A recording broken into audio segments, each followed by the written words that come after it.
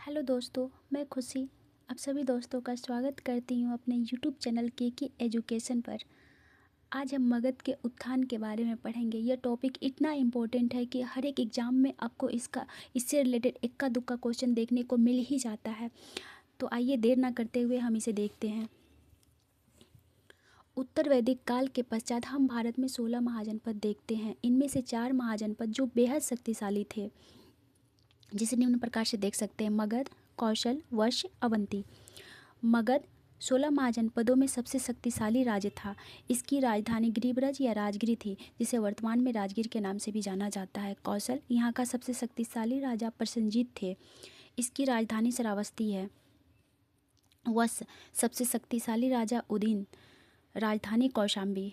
अवंती सबसे शक्तिशाली राजा चंद्रप्रद्योत तथा इसकी राजधानी उज्जैन एवं महिष्मती थी। 16 महाजनपदों के मुख्य स्रोत हम जैन ग्रंथ भगवती सूत्र तथा बौद्ध ग्रंथ अंगुत्तर निकाय एवं महावस्तु में देख सकते हैं।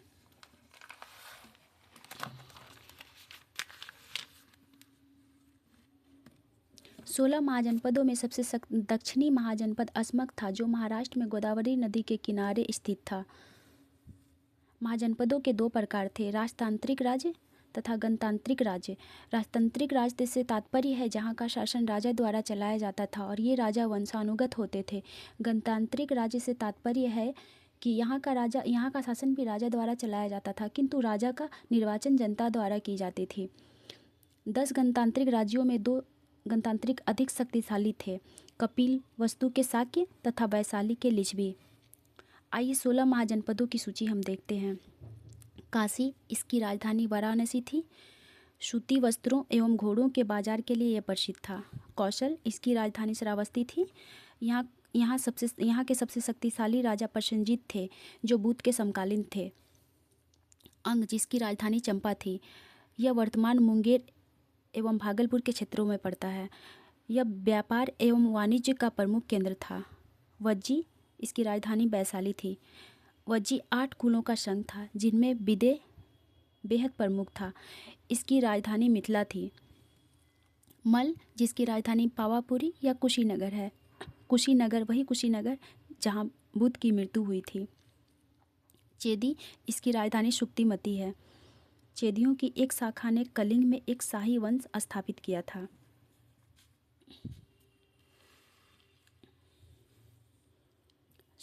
शायद दिख नहीं पाया नीचे वाला। मल, इसकी राजधानी पावापुरी या कुशीनगर थी। कुशीनगर जहाँ बुद्ध की मृत्यु हुई थी। चेदी, इसकी राजधानी शुक्तिमती थी। चेदियों की एक शाखा ने कलिंग में एक शाही वंश स्थापित किया था।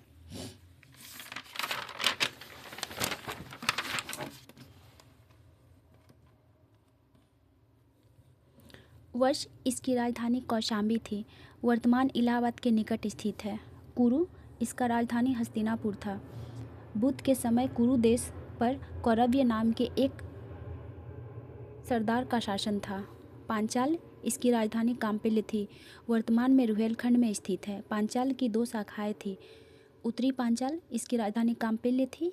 दक्षिणी पांचाल, इसकी राजधानी अहिछत्र था। मत्स्य, इसकी राजधानी विराटनगर राजस्थान में स्थित था। शूरसेन, इसकी राजधानी मथुरा थी। यहाँ गणतांत्रिक सरकार थी। शूरसेन का प्रसिद्ध राजा अवंती पुत्र था। अवंती पुत्र बुद्ध के प्रमुख शिष्य थे। अस्मक, इसकी राजधानी पोटन या पोटली थी। अवंती महिष्मती इसकी राजधानी थी। अवंती की 2 शाखाएं थी। उत्तरी अवंती, इसकी राजधानी महिष्मती थी तथा दक्षिणी अवंती, इसकी राजधानी उज्जैन थी। गांधार, इसकी राजधानी तक्षशिला थी। तक्षशिला पाणिनि एवं चाणक्य तक्षशिला से संबंधित थे।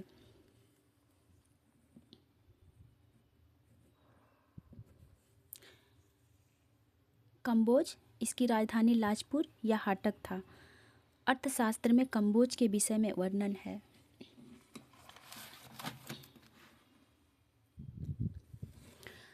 मगध, इसकी राजधानी गिरिब्रज थी। इस महाजनपद ने पहली बार भारत में साम्राज्यवाद की नीति शुरू की थी। मगध के उत्थान के चरण: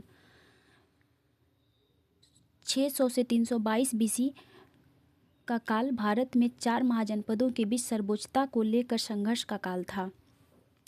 अंततः इस संघर्ष में मगध शक्तिशाली होकर उभरा। मगध के संस्थापक बृहद्रथ एवं जरासंध थे। मगध का विकास हर्यक, शिशुनाग और नंद वंश के काल में हुआ था और मगध मौर्य वंश के काल में चरमोत्कर्ष पर पहुंचा। मगध के उत्थान के कारण भौगोलिक स्थिति, गंगा के मैदान की उपजाऊ भूमि, मगध के साथ शासक, गैर रूढ़िवादी समाज, लोहे की भूमिका। मगध के उत्थान में राजगिरी और पाटलिपुत्र राजधानी की भौगोलिक स्थिति महत्वपूर्ण भूमिका निभाई। राजगिरी 5 पहाड़ियों से घिरा हुआ था, जिसके कारण राजगिरी को पहाड़ी दुर्ग कहा जाता था। पाटलिपुत्र को जल दुर्ग के नाम से भी जाना जाता था। गंगा के मैदान के उपजाऊ भूमि ने मगध के विकास में अति महत्वपूर्ण भूमिका निभाई, जिससे कृषि में भारी उत्पादन देखने को मिलता है। गंगा के मैदान के उपजाऊ भूमि ने मगध के विकास में अति महत्वपूर्ण भूमिका निभाई, जिससे कृषि में भारी उत्पादन देखने को मिलता है।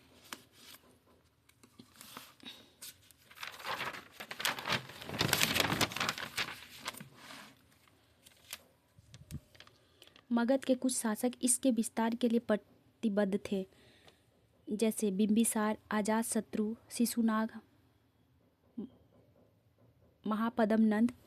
कुछ इतिहासकारों के अनुसार मगध का समाज गैर रूढ़िवादी था। लोहे मगध के विकास में अहम योगदान दिया।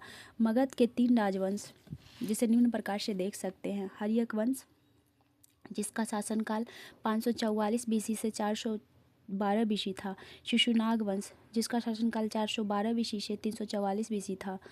नंद वंश, जिसका शासनकाल 344 BC से 322 BC थी। BC से तात्पर्य है ईसा पूर्व।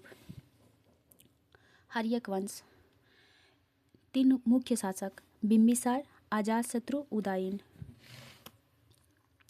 बिंबिसार के बारे में देखते हैं। हर्यक वंश के संस्थापक थे। भारत के प्रथम राजा, राजधानी राजगिरी, बुद्ध के समकालीन थे, बौद्ध धर्म को अपनाया था।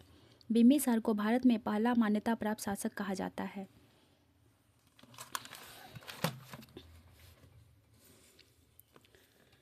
बिंबिसार अधिग्रहण की नीति अपनाई। इसके तहत अंग महाजनपद को मगध में मिलाकर अंग का शासक अजातशत्रु को बनाया। इनके प्रसिद्ध वैद्य जीवक थे। इन्होंने वैवाहिक नीति संबंध का अनुसरण किया, जिसके साथ कौशल की राजकुमारी तथा वैशाली की राजकुमारी से शादी की थी।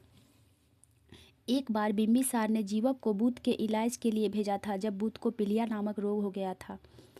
एक बार इन्होंने चंड प्रदोत के इलाज के लिए भी जीवक को भेजा था। उस समय चंड प्रदोत को भी शायद पीलिया ही हो गया था। पीलिया से तात्पर्य है डायरिया। बिंबिसार ने कौशल देश की रानी महाकौशला, वैशाली की राजकुमारी चेलना, पंजाब की राजकुमारी क्षेमा से विवाह किया था। ऐसा माना जाता है कि बिंबिसार के पुत्र अजातशत्रु ने उन्हें मार दिया था और गद्दी को प्राप्त किया था। बिंबिसार को मत्स्य पुराण में क्षेत्रोजस तथा जैन साहित्य में श्रोणिक कहा गया है। इसके दूसरे पार्ट हम दूसरे दिन देखेंगे। Thank you so much.